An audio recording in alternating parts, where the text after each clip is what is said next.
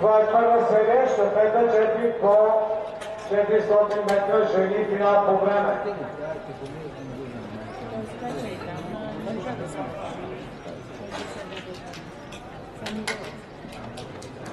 Виждам отбора на Тракия 9-6, отбора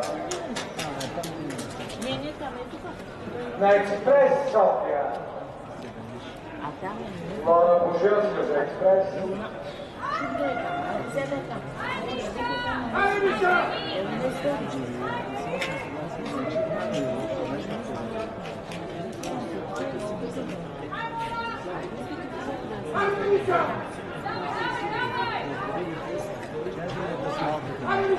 Станислава Борисова за Тракия 9-6.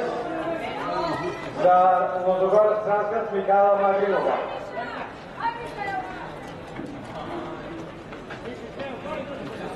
На втори пост за Експрес е Елица Касабова. За Тракия 9-6 е Рая Стойнова, за което това ще бъде последното състезание в широкия.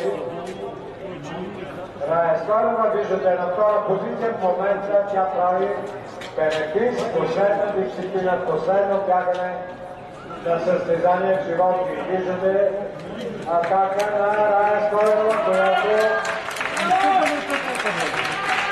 Рая Стойнова плаща последните 100 метра на състезание в животи. Рая Стойнова ще завърши достойно спортната си кариера в това участие. Рая Стойнова предава първа на спортната отборничка.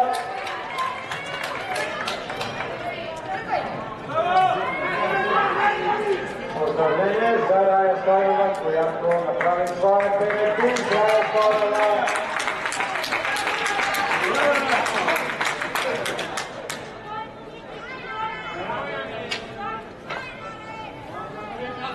Втора на Тракия 9-6, убедително начало. Няма ли свърти това си? Айде ми!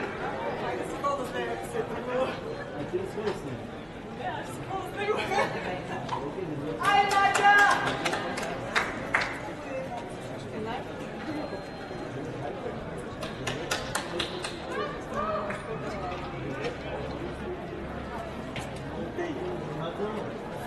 Над Каначева за Тракия 9-6, за Експрес е Никола Слантанова, за Има Захариева е за отбора на Лудогорец Трансград.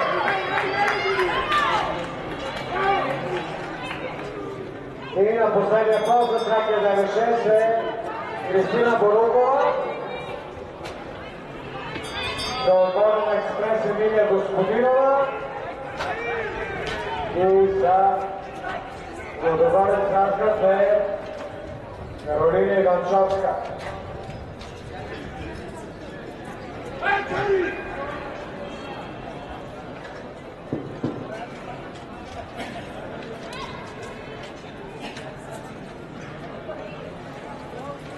Последни 100 метра за Кристина Борукова, която ще донесе победата на своя отбор.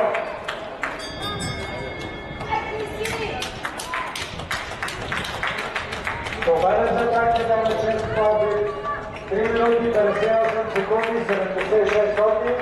Второ място за Експрес София и трето за Лудогорец Трансград.